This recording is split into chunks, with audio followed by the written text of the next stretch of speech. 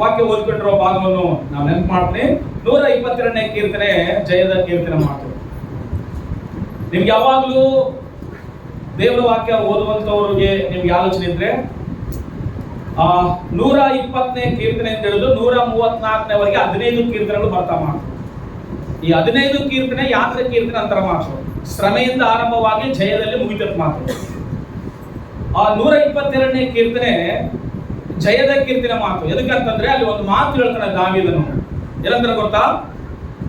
ಯಾರಾದ್ರೂ ಯೆಹೋವನ ಮಂದಿರಕ್ಕೆ ಹೋಗೋಣ ಬಾ ಎಂದು ಜನರು ನನ್ನನ್ನು ಕರೆದಾಗ ನನಗೆ ಸಂತೋಷವಾಯಿತು ಅಂತ ಮಾತು. ಎಲ್ಲ ಒಂದ್ಸರಿ ಹೇಳ್ತಾರ, ಯೆಹೋವನ ಮಂದಿರಕ್ಕೆ ಹೋಗೋಣ ಬಾ. ಯಾರು ಹೇಳಿಲ್ಲ ಅವರೆಲ್ಲರೂ ಹೇಳ್ಬೇಕು. ಯೆಹೋವನ ಮಂದಿರಕ್ಕೆ ಹೋಗೋಣ ಬಾ. ಇವಾಗ ಎಲ್ಲರೂ ಹೇಳ್ರಿ, ಯೆಹೋವನ ಮಂದಿರಕ್ಕೆ ಹೋಗೋಣ ಬಾ ಎಂದು ಜನರು ನನ್ನನ್ನು ಕರೆದಾಗ ನನಗೆ ಸಂತೋಷವಾಯಿತು. ಆಮೆನ್. ಇದನ್ನ ಈ ವಾಕ್ಯನ ಈ ವಾರ ನೆನ್ಪಿಟ್ಕೊಂಡ್ರೆ ಸಾಕು. ಎದಕ್ಕಂದ್ರೆ ನಾವು ಕೆಲವು ಊರುಗಳಿಗೆ ಹೋಗೋಣ ಬಾ ಅಂತ ಕರೆದಾಗ, ಕೆಲವು ಟೂರಿಗೆ ಹೋಗೋಣ ಬಾ ಅಂತ ಕರೆದಾಗ, ಕೆಲವು ಫಂಕ್ಷನ್ಗೆ ಹೋಗೋಣ ಬಾ ಅಂತ ಕರೆದಾಗ, ಕೆಲವರು ಮನೆಗೆ ಹೋಗೋಣ ಬಾ ಅಂತ ಕರೆದಾಗ, ಕೆಲವ್ರನ್ನ ಭೇಟಿ ಆಗ್ಲಿಕ್ಕೆ ಹೋಗೋಣ ಬಾ ಅಂತ ಕರೆದಾಗ, ಕೆಲವು ರಾಜಕೀಯ ವ್ಯಕ್ತಿಗಳನ್ನ ಭೇಟಿ ಆಗ್ಲಿಕ್ಕೆ ನಾವು ಹೋಗುವಾಗ ನಮಗೆ ಸಂತೋಷವಾಗ್ತದೆ. ಆದ್ರೆ ದಾವೀದ ಹೇಳ್ತಾನೆ, ನನಗೆ ಈ ಲೋಕದಲ್ಲಿ ಎಲ್ಲಿಗೆ ಹೋಗ್ಲಿಕ್ಕೆ ಸಂತೋಷವಿಲ್ಲ, ನಿನ್ನ ಮಂದಿರಕ್ಕೆ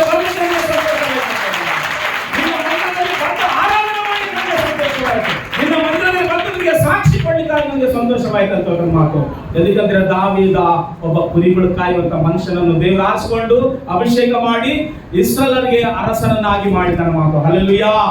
ಅದಕ್ಕೋಸ್ಕರವೇ ಆತನಿಗೆ ಮಾತು ಬೈತಾನೆ, ಯಾರಾದ್ರೂ ನಮ್ಮ ಸಂಗಡ ಬಂದು ಇವತ್ತು ದೇವ್ರ ಮಂದಿರಕ್ಕೆ ಹೋಗೋಣ ಅಂತಂದಾಗ ಏನಾಗ್ತದೆ ದಾವೀದನಿಗೆ ಸಂತೋಷವಾಗ್ತದೆ.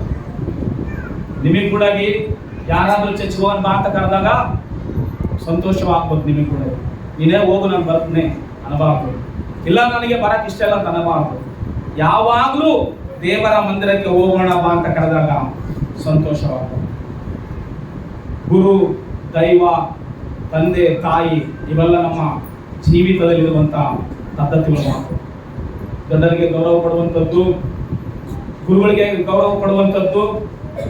ನಾಣ್ಣುಡಿ ಒಂದು ನಾಣ್ಣುಡಿ ಐತಂತೆ, ದೇವಾಲಯ ಇಲ್ಲದ ಊರುಗಳಿಗೆ ಹೋಗ್ಬೇಡ್ರಿ, ದೇವಾಲಯ ಇಲ್ಲದ ಊರುಗಳಿಗೆ ಸಂಬಂಧ ಬೆಳೆಸಬೇಡ್ರಿ, ದೇವಾಲಯ ಇಲ್ಲದ ಜನರ ಹತ್ರ ನೀವು ಇರಬೇಡ್ರಿ. ಯಾಕಂದ್ರೆ ದೇವರು ಅವರ ಮಧ್ಯದಲ್ಲಿ ಇಲ್ಲದೆ ಹೋದ್ರೆ, ದೇವರ ಅವರ ಮಧ್ಯದಲ್ಲಿ ಇಲ್ಲದೆ ಹೋದ್ರೆ ಅವರು ಭಯ ಇಲ್ಲದ ಜನರಾಗಿ ಬದುಕ್ತಿರ್ತಾರೆ. ಅಲ್ಲೆಲ್ಲ ಹೇಳೋಣ ಸಾರಿ, ದೇವರು ನಮ್ಮ ಮಧ್ಯದಲ್ಲಿದ್ರೆ ನಾವು ಭಯ ಭಕ್ತಿಯಿಂದ ಬದುಕಲಿಕ್ಕೆ ಸಾಧ್ಯ. ಮನುಷ್ಯರ ಮಾತು ಕೇಳಲಾಗ ಹೋಗ್ಬೋದು ನಾವು ಕೆಲವು ಸಾರಿ, ಆದ್ರೆ ದೇವರ ಭಯ ನಮಗೆ ಇರಬೇಕು. ಅದಕ್ಕೋಸ್ಕರವೇ ದೇವರು ವಾಸಿಸುವ ಆಲಯ. ಎಲ್ಲರೂ ಒಂದ್ಸರಿ ಹೇಳ್ತಾರ, ದೇವರು ವಾಸಿಸುವ ಅದೇ ಈ ದಿನ ಒಂದು ಸಂದೇಶದ ಒಂದು ಟೈಟಲ್, ಸಾರಾಂಶ ಅದೇ, ದೇವರು ವಾಸಿಸುವ ಆಲಯ. ಸ್ವಲ್ಪ ಕಡಿಮೆ ಇಡು, ಯೆಹೋವನ ಮಂದಿರಕ್ಕೆ ಹೋಗೋಣ ಬಾ ಎಂದು ಜನರು ನನ್ನ ಕರೆದಾಗ ನನಗೆ ಸಂತೋಷವಾಯ್ತು ಅಂತೇಳಿ ದಾವೀದ ಮಹಾರಾಜನು ಹೇಳ್ತಾನೆ ಮಾತು. ಈ ಭೂಮಿ ಮೇಲೆ ಪ್ರತಿಯೊಬ್ಬರು ದೇವರನ್ನ ಹುಡುಕ್ತಾ ಇದಾರೆ ಮಾತು. ಅದಕ್ಕೋಸ್ಕರವೇ ದೇವರು ಅನ್ನುವಾತನ ಎಲ್ಲಿರ್ತಾನಂತಂದ್ರೆ, ಬಹಳ ಜನರು ದೇವರ ಆಲಯಗಳು ಕಟ್ಟುವಾಗ ಈ ನಮ್ಮ ಭಾರತ ದೇಶದಲ್ಲಿ ಆಗ್ಲಿ ಬೇರೆ ಎಲ್ಲಾಗ್ಲಿ ಯಾರು ಸಹ ತಗ್ಗಿನಲ್ಲಿ ಕಟ್ಟಾಕಲ್ಲ ಮಾತು. ಯಾರು ಸಹ ಬಹಳ ಲೋಯದಲ್ಲಿ ಕೊಳದಲ್ಲಿ ಕಟ್ಟಾಕಲ್ಲ, ಒಂದು ಬೆಟ್ಟದ ಮೇಲೆ ಕಟ್ತಾರ ದೇವರ ಆಲಯನ. ಯಾಕೆ ಗೊತ್ತಾ? ದೇವ್ರ ಅಂತಂದ್ರೆ ಯಾವಾಗ್ಲೂ ಮೇಲೆ ಇರ್ತಾನಂತ ಅರ್ಥ. ಅಲ್ಲಿ ಹೇಳೋದು ಸಾರಿ, ಹೌದಲ್ವಾ? ಯಾವ ಪ್ರತಿಯೊಂದು ದೇವರ ಆಲಯಗಳು ನೋಡ್ರಿ, ಪ್ರತಿಯೊಂದನ್ನ ನೀವು ಆಲೋಚನೆ ಮಾಡ್ರಿ, ಪ್ರತಿಯೊಂದು ಎಲ್ಲಿರ್ತಾವ ಹೇಳ್ರಿ? ಬೆಟ್ಟದ ಮೇಲೆನೆ ಇರ್ತಾವ ಜಾಸ್ತಿ. ಎದಕ್ಕೆ ಗೊತ್ತಾ? ದೇವರಂದ್ರೆ ಒಂದು ಮೇಲೆ ಇರ್ತಾನ. ನಾವು ಆತನ ಬಳಿಗೆ ಇಕ್ಕಿ ಹೋಗಿ ಆತನನ್ನು ಪೂಜಿಸ್ಬೇಕು, ಆರಾಧಿಸ್ಬೇಕು, ಆತನನ್ನು ನಮಸ್ಕಾರ ಮಾಡಬೇಕು, ಆತನ ಆಶೀರ್ವಾದ ನಾವು ಪಡ್ಕೊಳ್ಬೇಕನ್ನೋ ಭಾವನೆ ಮನುಷ್ಯನ ಒಂದು ಜೀವಿತದಲ್ಲಿ ದೇವರು ಅಳವಡಿಸಿರ್ತಾನಂತ. ಅದಕ್ಕೋಸ್ಕರವೇ ದಾವೀದ ಏನ್ ಹೇಳ್ತಾನಂದ್ರೆ, ದೇವರ ಆಲಯಕ್ಕೆ ಹೋಗೋಣ ಬಾ ಅಂತ ಯಾರನ್ನ ನನ್ನನ್ನು ಕರೆದ್ರೆ ನನಗೆ ಸಂತೋಷವಾಯ್ತು ಅಂತೇಳಿ ಹೇಳ್ತಾನೆ ಮಾತು. ಒಂದು ವೇಳೆ ಇಲ್ಲಿ ಬಂದಿರುವಂತ ಜನರಿಗೆ ಈಗಿನ ದೇವಸ್ಥಾನಕ್ಕೆ ಬಾ, ದೇವಸ್ಥಾನಕ್ಕೆ ಬಂದಿರೋರಿಗೆ ಎಷ್ಟು ಜನಕ್ಕೆ ಸಂತೋಷ ಅಂತ ಗೊತ್ತಿಲ್ಲ ಆಗ್ಲಿ, ಆದ್ರೆ ನೀನು ಬಂದಿಗೆಲ್ಲ ದೇವರಿಗೆ ಸ್ತೋತ್ರ. ಹಲ್ಲೆಲೂಯಾ. ಬೈಬಲ್ ಏನ್ ಹೇಳ್ತದಂತಂದ್ರೆ, ದೇವರನ್ನ ಹುಡುಕ್ಲಿಕ್ಕೆ ಪ್ರಯತ್ನ ಮಾಡಿರಂತೆ ಜನರು. ಆದಾಮನ ಕಾಲದಿಂದ ಆದಾಮನು ಪತನವಾದಾಗ, ಪಾಪ ಮಾಡಿ ದೇವರಿಂದ ದೂರವಾದಾಗ, ದೇವರನ್ನ ಹುಡುಕ್ಲಿಕ್ಕೆ ಪ್ರಯತ್ನ ಮಾಡಿದಾಗ ಮೊಟ್ಟ ಮೊದಲನೇದಾಗಿ ದೇವರ ಹೆಸರು ಹೇಳಿಕೊಂಡು ದೇವರನ್ನ ಆರಾಧನೆ ಮಾಡಿದಂತ ವ್ಯಕ್ತಿ ಎನೋಷ್, ಸೇತನ ಮಗ ಎನೋಷ್. ಮಾತು 4ನೇ 26ನೇ ವಚನ ಹೋಗಿ ಆದಿಕಾಂಡ. ಮೊಟ್ಟ ಮೊದಲನೇದಾಗಿ ದೇವರ ಹೆಸರು ಹೇಳಿಕೊಂಡು ದೇವರನ್ನ ಆರಾಧಿಸಿದಂತ ವ್ಯಕ್ತಿ ಸೇತನ ಮಗ ಎನೋಷ್. ದೇವರನ್ನ ಹೆಸರು ಹೇಳಿ ಆರಾಧನೆ ಮಾಡಲಿಕ್ಕೆ ಪ್ರಾರಂಭ ಮಾಡಿ ಎಂಬುದಾಗಿ ಬೈಬಲ್ ಹೇಳ್ತಕ್ಕ ಮಾತು. ಗೋತ್ರ 4:26 ಹೋದ್ರಿ. ತರುವಾಯ ಸೇತನು ಸಹ ಮಗನನ್ನು ಪಡೆದು ಅವನಿಗೆ ಎನೋಷ್ ಎಂಬ ಹೆಸರಿಟ್ಟನು. ಆ ಕಾಲದಲ್ಲಿ ಯೆಹೋವ ಎಂಬ ಹೆಸರನ್ನು ಹೇಳಿಕೊಂಡು ಆರಾಧಿಸುವಂತೆ ಪ್ರಾರಂಭವಾಯಿತಂತೆ. ಅವಾಗ ಆರಂಭವಾಯಿತು. ಹಲ್ಲೆಲೂಯಾ. ಆದಾಮನ ಕಾಲದಲ್ಲಿ ದೇವರು ತಂಗಾಳಿಯಲ್ಲಿ ಸಂಜೆ ಸಮಯದಲ್ಲಿ ಆದಾಮನ ಅವಳ ಹತ್ರ ಬಂದು ದೇವರು ಮಾತನಾಡುವ ಸಮಯದಲ್ಲಿ ಆದಾಮ ಅವ್ವ ಪಾಪ ಮಾಡಿ ದೇವರ ಮುಖ ನೋಡಲಾರದೆ ಏದೇ ತೋಟದಿಂದ ಹೊರಗಡೆ ಹೋದಾಗ, ಮತ್ತೆ ಆದಾಮ ಕೂಡುವಾಗ ಕಾಯಿ ಹುಟ್ಟಿದ, ಏಬೇಲ್ ಸತ್ತೋದ, ಕಾಯನ್ನು ಮಾತ್ರ ಇದ್ದ. ಮತ್ತೆ ಆದಾಮ ಅವ್ವ ಕೂಡಿದಾಗ ಸೇತು ಹುಡ್ತಾನೆ. ಸೇತನ ಹೊಟ್ಟೆಯಲ್ಲಿ ಎನೋಷ್ ಇರ್ತಾನೆ. ಎನೋಷ ದೇವರನ್ನು ಹುಡುಕ್ಲಿಕ್ಕೆ ಪ್ರಾರಂಭ ಮಾಡಿದಂತೆ ಬೈಬಲ್ ನಲ್ಲಿ. ಹಲ್ಲೆಲೂಯಾ. ದೇವರನ್ನ ಹುಡುಕ್ಲಿಕ್ಕೆ, ದೇವರನ್ನ ಆರಾಧಿಸ್ಲಿಕ್ಕೆ ಪ್ರಾರಂಭ ಮಾಡಿದ ಮಾತು. ಒಂದು ವೇಳೆ ಕತೆ ಕೇಳಿರ್ಬೋದೇನೋ, ಅಯ್ಯೋ ನಿಮ್ ತಾತ ನಿಮ್ಮವ್ವ ಎಲ್ಲಿದ್ದು ಗೊತ್ತಾ? ಏದೇನ್ ತೋಟದಲ್ಲಿದ್ರು. ಅವ್ರಿಗೆ ಬೇಕಾದ ಹಣ್ಣುಗಳಿದ್ವು, ಬೇಕಾದ ಹಂಪಲುಗಳಿದ್ವು, ಅವ್ರು ಕಷ್ಟ ಅನ್ನೋದೇ ಕೊಡ್ತಿರ್ಲಿಲ್ಲ. ಆದ್ರೆ ಯಾವಾಗ ಸೈತಾನನ ಮಾತು ಕೇಳಿ ಹಣ್ಣು ತಿಂದ್ರು, ಅವತ್ತೇ ದೇವರು ಅವ್ರನ್ನ ಏದೇನ್ ತೋಟದಿಂದ ಹೊರಗಡೆ ಹಾಕಿದ. ಅವಾಗ್ಲಿಂಚ ಅವ್ರಿಗೆ ಕಷ್ಟ ಸ್ಟಾರ್ಟ್ ಆಯ್ತಪ್ಪ. ಒಂದು ವೇಳೆ ನೀವು ಕೂಡ ದೇವರನ್ನ ಹುಡುಗುದಾದ್ರೆ, ದೇವ್ರನ್ನ ಆರಾಧಿಸುದಾದ್ರೆ, ದೇವ್ರ ಬಳಿಗೆ ತಿರುಗುದಾದ್ರೆ, ನಿಮ್ಮನ್ನು ಕೂಡ ದೇವ್ರು ಏನ್ ಮಾಡ್ತಾನೆ? ಆಶೀರ್ವಾದ ಮಾಡ್ತಾನಂತ ಒಂದು ವೇಳೆ ಹೇಳಿರ್ಬೋದು. ಒಂದು ವೇಳೆ ಸೇತನು, ಹಲ್ಲೆಲೂಯಾ, ದೇವರನ್ನ ಹುಡುಕ್ಲಿಕ್ಕೆ ಪ್ರಾರಂಭ ಮಾಡಿದಂತ ಮಾನವ ಕುಲಕ್ಕೆ ನೆಕ್ಸ್ಟ್ ನೋಹಾನನು ಬಲಿಪೀಠ ಕಟ್ಟಿ ದೇವರನ್ನ ಆರಾಧಿಸಲಿಕ್ಕೆ ಪ್ರಾರಂಭ ಮಾಡ ಬೈಬಲ್ ನಲ್ಲಿ. ಓದೋದ್ ಬೇಡ, ನಾನು ಹೇಳ್ತಾ ಹೋಗ್ತೀನಿ, ಕೆಲವು ವಚನಗಳ ಹೋಗ್ರಿ. ಆಮೇಲೆ ನೆಕ್ಸ್ಟ್ ಅಬ್ರಾಮನ ಕಾಲದಲ್ಲಿ ಬಲಿ ಅರ್ಪಿಸಲಿಕ್ಕಾಗಿ ಆದಿಕಾಂಡ 12:7 ಆತನು ಕೂಡ ದೇವರು ಹುಡುಕ್ಲಿಕ್ಕೆ ಪ್ರಾರಂಭ ಮಾಡಿದ. ನೆಕ್ಸ್ಟ್ ದೇವರು ಸೇತನ ಕಾಲ ಮುಗಿದ ಮೇಲೆ, ಆಮೇಲೆ ನೋಹನ ಕಾಲ ಮುಗಿದ ಮೇಲೆ, ಅಬ್ರಾಮನ ಕಾಲ ಮುಗಿದ ಮೇಲೆ ಆತನು ದೇವರು ಮನುಷ್ಯರ ಸಂಗಡ ವಾಸ ಮಾಡಲಿಕ್ಕಾಗಿ ದೇವರು ಮೋಶೆ ಒಟ್ಟಿಗೆ ಮಾತನಾಡಲಿಕ್ಕೆ ಪ್ರಾರಂಭ ಮಾಡಿದ. ಹಲ್ಲೆಲೂಯಾ. ಮೋಶೆ ಒಟ್ಟಿಗೆ ಪ್ರಾರಂಭ ಮಾಡಿ ದೇವರು ಹೇಳಿದ ಮಾತು, ನಾನು ಗುಡಿಯಲ್ಲಿದ್ದು ಸಾಕಾಯ್ತು, ಗುಂಡಾರದಲ್ಲಿ ಇದ್ದು ಸಾಕಾಯ್ತು, ಬೆಟ್ಟದ ಮೇಲೆ ಇದ್ದು ಸಾಕಾಯ್ತು, ನಾನು ನಿಮ್ಮ ಮಧ್ಯದಲ್ಲಿ ಬಂದು ವಾಸ ಮಾಡ್ತೀನಿ, ನಿಮ್ಮ ಮಧ್ಯದಲ್ಲಿ ಒಂದು ಗುಡಾರ ಕಟ್ಟ್ರಿ, ನಾನು ಅಲ್ಲಿ ಬಂದು ವಾಸ ಮಾಡ್ತೀನಿ ಅಂತ ಹೇಳ್ದ. ಸೀನಾಯಿ ಬೆಟ್ಟದಲ್ಲಿ ಮೋಶೆ 40 ದಿವಸ ಹಗಲು ರಾತ್ರಿ ಉಪವಾಸ ಮಾಡಿ ಪ್ರಾರ್ಥನೆ ಮಾಡಿ ಆತನು ಕೊಡುವಂತ ಮ್ಯಾನ್ಯೂ, ಆತನು ಕೊಡುವಂತ ಸ್ಲಿಪ್ ತಗೊಂಡು ಭೂಮಿ ಮೇಲೆ ಬಂದು ಗುಡಾರ ಕಟ್ಟಿ ದೇವರನ್ನ ಆರಾಧಿಸಲಿಕ್ಕೆ, ದೇವರನ್ನ ಮಹಿಮೆ ಪಡಿಸಲಿಕ್ಕೆ ಆರಂಭ ಮಾಡಿದ. ಆ ಒಂದು ಗುಡಾರ ದೇವರ ಮಹಿಮೆಯಿಂದ ತುಂಬಿತ್ತಂತೆ. ಅಲ್ಲಲ್ಲಿ ಹೇಳ್ಬೋದು ಸರ್ ಎಲ್ಲರೂ, ಆ ಗುಡಾರ ಹಿಂಗ್ ತುಂಬಿತ್ತು, ದೇವರ ಮಹಿಮೆಯಿಂದ ತುಂಬಿತ್ತಂತೆ. ಆ ವಚನಗಳು ಓದೊಂದು ಸಾರಿ 40ನೇ ಅಧ್ಯಾಯ 34ನೇ ವಚನ ಹೋದ್ರಪ್ಪ. ವಿಮೋಚನೆ ಕಾಂಡ, ದೇವರ ಮಹಿಮೆಯಿಂದ ತುಂಬಿರುವ ಆ ದೇವರ ಆಲಯ ನೋಡೋಣ ಒಂದ್ಸಾರಿ. ಹೋದ್ರಿ 40:34. ಆಗ ಮೇಘವು ದೇವ ದರ್ಶನದ ಗುಡಾರವನ್ನು ಮುಚ್ಚಿತು, ಯೆಹೋವನ ತೇಜಸ್ಸು ಗುಡಾರವನ್ನು ತುಂಬಿತು. ಮೇಘವು ದೇವ ದರ್ಶನದ ಗುಡಾರದ ಮೇಲೆ, ದೇವರ ದರ್ಶನದ ಗುಡಾರಗಳ ಮೇಲೆ ನೆಲೆಯಾಗಿರುವುದರಿಂದಲೂ ಯೆಹೋವನ ತೇಜಸ್ಸು ಗುಡಾರದೊಳಗೆ ತುಂಬಿರುವುದರಿಂದಲೇ ಮೋಶೆ ಗುಡಾರದ ಒಳಗಡೆ ಹೋಗಲಾರದೆ ಇದ್ದನು. ಎಲ್ಲಿದ್ದಾರೆ ಇವಾಗ? ಹೊರಗಡೆ. ಹಲ್ಲೆಲೂಯಾ. ಗುಡಾರ ಕಟ್ಟಿದ್ದಾರು, ಗುಡಾರ ಹಾಕಿದ್ದಾರು, ದೇವ ಸಂಗಡ ಹೋಗಿ ಮಾತಾಡಿದ್ದಾರು, ಮ್ಯಾನ್ ಇಸ್ಕೊಂಡಿದ್ದಾರು, ಅಪ್ಲಿಕೇಶನ್ ಇಸ್ಕೊಂಡಿದ್ದಾರು. ಅಸಲಿ ಹೆಂಗ ಬುನಾದಿ ಹಾಕ್ಬೇಕು, ಹೆಂಗ ಕಟ್ಟಡ ಕಟ್ಬೇಕು, ಹೆಂಗ ಪರದೆ ಕಟ್ಬೇಕು, ಎಲ್ಲಿ ಪರಿಶುದ್ಧ ಸ್ಥಳ ಕಟ್ಬೇಕು, ಎಲ್ಲಿ ವರಂಡ ಕಟ್ಬೇಕು, ಎಲ್ಲಿ ಮಹಾಪರಿಶುದ್ಧ ಸ್ಥಳ ಕಟ್ಬೇಕು ಅಂತ ಹೇಳಿದ್ರು ಎಲ್ಲ ಕಂಡಿದ್ದಾರು. ಮೋಶೆ ಎಲ್ಲ ಪಡ್ಕೊಂಡಿರುವಂತ ಮೋಶೆ ಕಟ್ಟಿದ ಮೇಲೆ ದೇವರ ಮಹಿಮೆ ತುಂಬಿದಾಗ ಮೋಶೆನೇ ಒಳಗಡೆ ಹೋಗ್ಲಿಲ್ಲಂತೆ, ಮೋಶೆ ಹೊರಗಡೆ ಇದಂತೆ. ಮಹಿಮೆ ನೋಡಿ. ಹಲೋ, ಜನರ ಒಂದು ಪ್ರೇರೇಪಣೆಯಿಂದ, ಜನರ ಸ್ವಭಾವಗಳಿಂದ ದೇವರ ಸನ್ನಿಧಾನವನ್ನು ನಡೆಸಲಿಕ್ಕೆ ಯಾಕೆ ಸಾಧ್ಯವಿಲ್ಲ. ಮೋಶೆ ದೇವರ ಹತ್ರ ಮಾತಾಡಿರ್ಬೋದು, ಮೋಶೆ ದೇವರ ಆಜ್ಞೆಗಳನ್ನು ತಗೊಂಡಿರ್ಬೋದು, ಮೋಶೆ ದೇವರೊಟ್ಟಿಗೆ 40 ದಿವಸ ಹಗಲು ರಾತ್ರಿ ಕೂತ್ಕೊಂಡಿರ್ಬೋದು. ಆದ್ರೂ ದೇವರ ಮಹಿಮೆ ತುಂಬಿದಾಗ ಮೋಶ ಕೂಡ ಹೊರಗಡೆ ನೀನೇ ಅದರಲ್ಲಿ ವಾಸ ಮಾಡು, ನಾನು ಬರಕಾಗ್ತದೆ.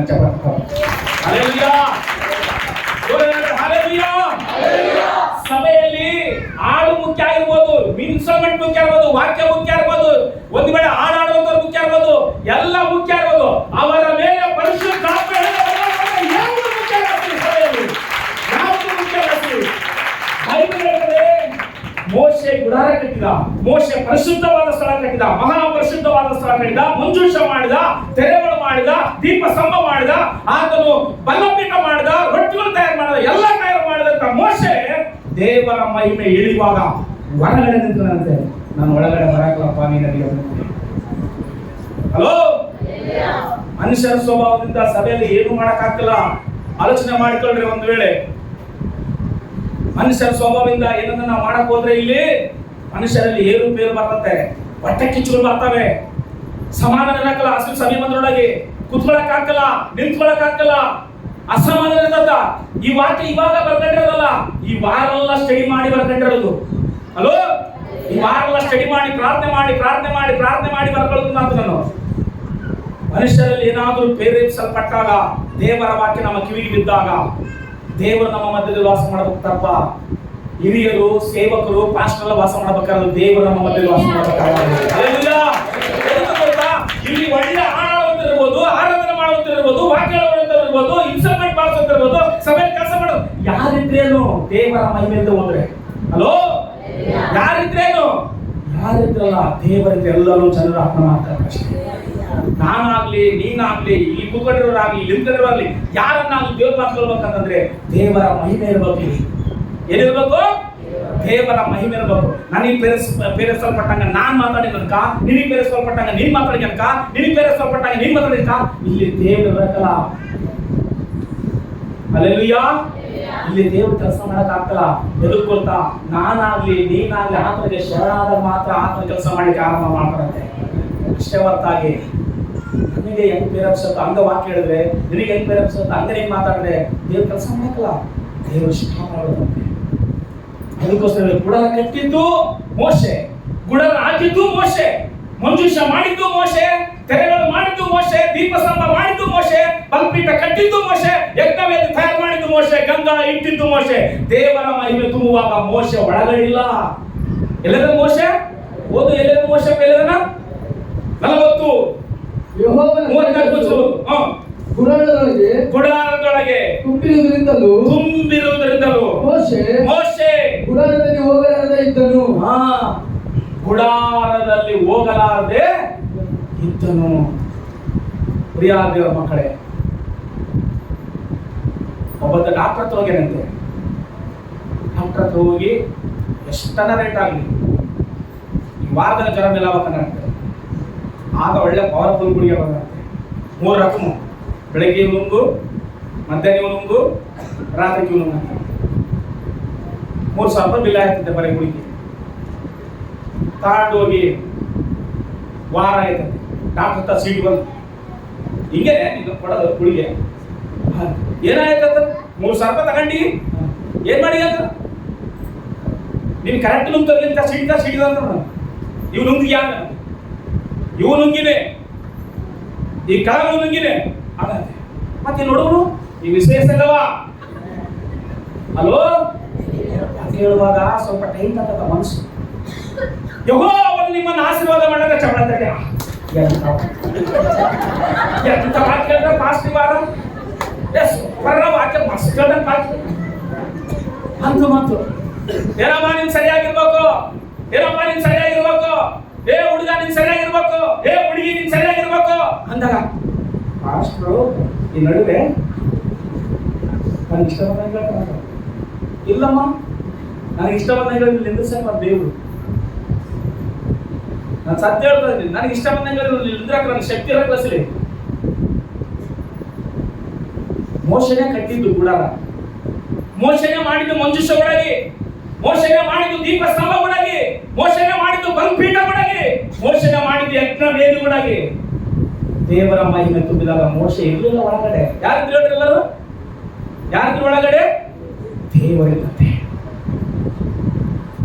ಸಂಗಡ ನಮ್ಮ ಸಭೆಯಲ್ಲಿ ಯಾವಾಗ ಯಾರಿರ್ಬೇಕು? ದೇವರು. ದೇವರು ಇರುವಾಗೆ ಪ್ರಾರ್ಥಿಸಲ್ಲ. ಫಾಸ್ಟ್ ಅಂದ್ರೆ ಇವತ್ತಿರ್ತಾನ ನಾಳೆ ಸ್ವತಃ ಅಷ್ಟೇ. ದೇವ್ರು ಯಾವಾಗ ಇರ್ತಾನೆ ಚಕ್ರ ತಗೊಂಡ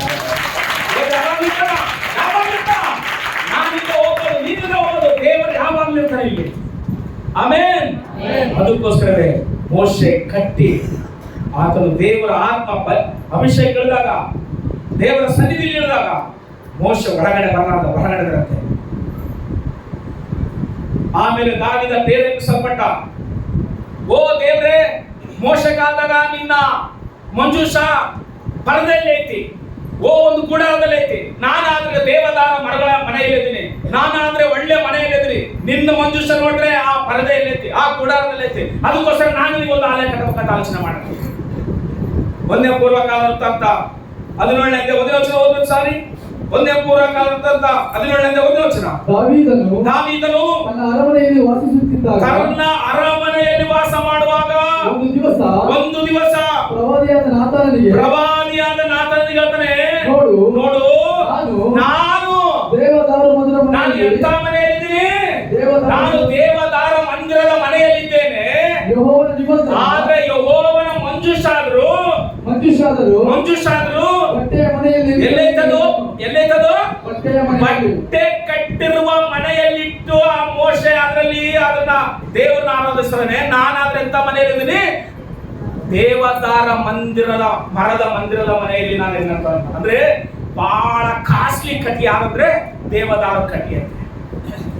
ಇವತ್ತು ನಾವು ಟೀ ಕೊಟ್ಟು ಆಸ್ಟ್ರೇಲಿಯಾ ಒಂದೇ ಅಂತೀವಲ್ಲ, ಬಂಗಾರನ ಕೊಂಡ್ಕೋಬೋದಂತೆ ಕಟ್ಟಿ ಕೊಂಡ್ಕೊಂಬಕ್ಕಾಗ್ಲತ್ತಾರೆ. ಮೇಸ್ಗಳಿಗೆ ಗೊತ್ತಿರ್ಬೋದು, ಹೌದಾ? ಈ ಗಜ ಕಟ್ಟಿಗಳು ಅವು ಇವು ಬಾಕ್ಗಳು ಶ್ರೀಮಂತರು ಅವು ಮಾಡ್ತಾರಲ್ಲ, ಬಹಳ ಕಾಸ್ಟ್ಲಿ. ಆದ್ರೆ ಅದಕ್ಕಿಂತ ಕಾಸ್ಟ್ಲಿ ಯಾರು ಗೊತ್ತಾ? ದೇವದಾರ ಮರ. ಆದ್ರೆ ದಾವಿದ ಅಂತ ಮರಗಳು ಕೊಟ್ಟ ಮನೆ ಕಟ್ಕೊಂಡು ಆತ ವಾಸ ಮಾಡ್ತಾನಂತೆ. ಆದ್ರೆ ಮಂಜೂಷ ಎಲ್ಲೈತಿ? ಮೋಶೆ ಕಟ್ಟಿರದ ಬಟ್ಟೆ ಮನೆಯಲ್ಲಿ ಮಂಜೂಷ ಐತಂತೆ. ಅದಕ್ಕೋಸ್ಕರ ಆಲೋಚನೆ ಮಾಡ್ತಾರೆ, ಓ ದೇವ್ರು ನನ್ನ ಇಷ್ಟಂತ ಆಶೀರ್ವಾದ ಮಾಡ್ಯಾನಲ್ಲ, ಮಂಜೂಷೇನ ಅದ್ರಾಗ ಐತಿ. ನಾನ್ ನೋಡಿದ್ರೆ ಒಳ್ಳೆ ಮನೆ. ದೇವರಿಗೆ ಒಂದು ಮಂದಿರ ಕಟ್ಟಂತ ಆಚರಣೆ ಐತಿ. ಹಲ್ಲೆಲೂಯಾ. ದೇವ್ರು ಏನ್ ಕಟ್ಟಂತ ಆಚರಣೆ ಮಾಡೋಣ? ಒಂದು ಮಂದಿರ ಕಟ್ಟಂತ ಆಚರಣೆ ಮಾಡಂತೆ. ಅವಾಗ ನಾತನ ಹೇಳ್ದಂತೆ, ನಾನು ಒಂದು ಮಂದಿರ ಕಟ್ಟಬೇಕು ಅನ್ಕೊಂಡಿದ್ದೆ. ದೇವ್ರು ನಿನ್ನ ಸಂಗಡಪ್ಪ ನಿನ್ಗೆ ಹಿಂಗೆ ಇಷ್ಟವಾದ. ಆಮೇಲೆ ದೇವ್ರು ನಾತನ ಕರೀತೀನಿ ಬಾಯಿ. ದಾವಿದ ಏನ್ ಹೇಳ್ದ? ಮಂದಿರ ಕಟ್ಟಂತ ತಿರುಗಲ್ಲ. ದಾವಿದ ಯುದ್ಧ ಮಾಡಿ ನನ್ನ ಕೈಗಳನ್ನ ರಕ್ತದಿಂದ ಮಾಡ್ಕೊಳ್ಳಲ್ಲ. ಅದಕ್ಕೋಸ್ಕರ ಆತ ಬ್ಯಾಡ ಅನ್ಸ್ಕೊಳ್ಳು. ಆತ ಹೊಟ್ಟೆ ಒಬ್ಬ ಮಗ ಹುಡ್ತಾನೆ, ಆತನ ಹೆಸರು ಸೊಲೊಮನ. ಆತನು ಸಮಾಧಾನ ಪ್ರಭು, ಆತನ ಕರ್ತನೆ ಆಲಯ, ಅವನ ನಾನು ವಾಸ ಮಾಡ್ತೀನಿ. ಏನಂದ್ರೆ ದೇವ್ರು ಕಟ್ಟಕ ಬುಡಾಕಲ ಅಸಲಿ, ಏನೋ ಮಾಡ್ಬೇಕಂತಂದ್ರೆ ಮಾಡಕ ಬುಡಾಕಲ ದೇವ್ರ ಅಸಲಿ, ದೇವ್ರು ಮಾಡಬೇಕು. ಹಲ್ಲೆಲೂಯಾ. ಅದಕ್ಕೋಸ್ಕರವೇ ಒಂದೇ ಪೂರ್ವಕಾಲದಂತ 17ನೇ ಅಧ್ಯಾಯ 11ನೇ ವಚನ ಓದೋದು ಸಾಕು. ಇವಾಗ ಒಂದೇ ಪೂರ್ವಕಾಲದಂತ 17ನೇ ಅಧ್ಯಾಯ 11ನೇ ವಚನ ಏನು ಹೇಳ್ತದಪ್ಪ? ನಿನ್ನ ಆಯುಷ್ಕಾಲ ಮುಗಿದು ಹೋಗ್ತದೆ. ನೀನು ಪಿತೃಗಳ ಬಳಿಗೆ ಸೇರಿದ ಮೇಲೆ ನೀನು ನಿನ್ನ ತಂದೆ ತಾಯಿ ಹತ್ರ ಹೋಗ್ಬಿಡ್ತೀವಿ, ಸತ್ತ ಬಿಡ್ತೀವಿ. ನಿನ್ನ ಮಕ್ಕಳಲ್ಲಿ ಒಬ್ಬನು ಹುಡ್ತಾನೆ, ಅಭಿವೃದ್ಧಿಪಡಿಸ್ತೀನಿ. ಅವನ ರಾಜ್ಯವನ್ನು ಸ್ಥಿರಪಡಿಸ್ತೀನಿ. ಅವನು ನನಗಾಗಿ ಏನ್ ಕಟ್ತಾನೆ? ಒಂದು ಮನೆಯನ್ನು ಕಟ್ತಾನೆ. ನಾನು ಅವನ ಸಿಂಹಾಸನವನ್ನು ನಾನೇನ್ ಮಾಡ್ತೀನಿ? ನಿರಂತರವಾಗಿ ಇಡ್ತೀನಿ ಅಂತ ಹೇಳಂತೆ. ಸಾಕಪ್ಪ. ಹಲ್ಲೆಲೂಯಾ. ದಾವಿದ ಕಟ್ತಂದ, ದೇವರೇನಂದ? ನೀವು ಕಟ್ಪಾಡ. ದಾವಿದ ಯಾರು? ರಾಜ. ದಾವಿದ ಯಾರು? ಇಸ್ರಾಯೇಲ್ಗೆ ರಾಜ. ದಾವಿದನಿಗೆ ಏನ್ ಇಷ್ಟ ಹೇಳ್ರಿ? ಏನ್ ಇಷ್ಟ ಇಲ್ಲ. ದೇವ್ರ ಮಂದಿರ ಅಂದ್ರೆ ಇಷ್ಟ. ವಾಕ್ಯ ಓದಿದ್ದು ಹೇಳಿ ಎಲ್ಲರೂ ಹೇಳ್ರಿ. ವಾಕ್ಯ ಏನಂತ ಓದಿವಿ ಎಲ್ಲರೂ ಫಸ್ಟ್? ಎಲ್ಲರೂ ಹೇಳ್ರಿ ನೋಡೋಣ.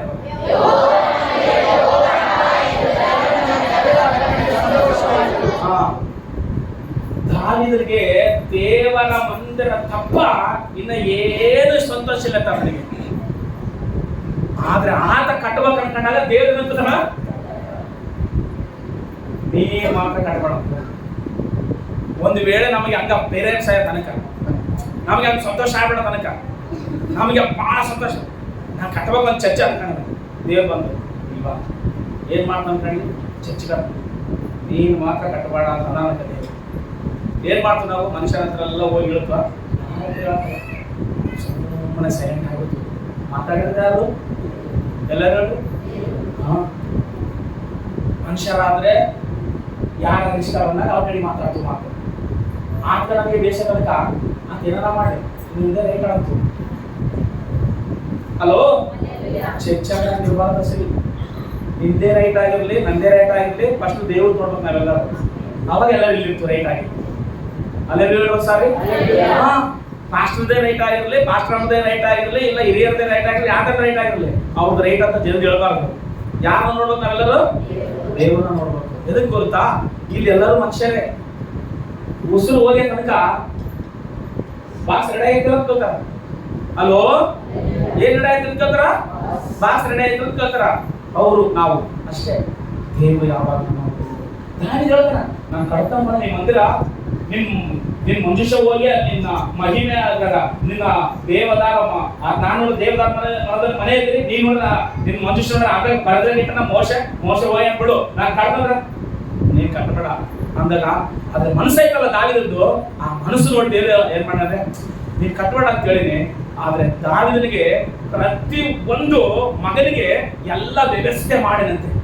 ಬಂಗಾರ, ಬೆಳ್ಳಿ, ಕಬ್ಬಿಣ, ಹಿತ್ತಾಳೆ, ತಾಮ್ರ, ಕಟ್ಟಿಗೆ, ಎಲ್ಲ ಕಲ್ಲುಗಳು ಎಲ್ಲ ಸಿದ್ಧತೆ ಮಾಡಿದೆ. ಮಗ ಸೊಲೊಮೋನ್ ದೇವರಾಲಯ ಕಟ್ಟೋದಿಲ್ಲ, ಈ ದೇವರಾಲಯ ಇಡೀ ಸುತ್ತಮುತ್ತ ಎಲ್ಲಾ ಪ್ರಪಂಚಗಳಿಗೆ ಗೊತ್ತಾಗಬೇಕು. ಇಲ್ಲಿ ದೇವರ ಮಂದಿರವೈತಿ, ಇಲ್ಲಿ ದೇವರು ವಾಸ ಮಾಡ್ತಾರೆ.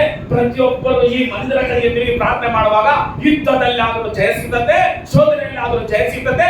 ಶತ್ರುಗಳಲ್ಲಿ ಹೋದಾಗ ದೇವರ ಆಲಯ ಕಡೆಗೆ ತಿರುಗಿ ಪ್ರಾರ್ಥನೆ ಮಾಡುವಾಗ, ಇಜಿಕೆಯ ಗೋಡೆ ಕಡೆಗೆ ತಿರುಗಿ ಪ್ರಾರ್ಥನೆ ಮಾಡುವಾಗ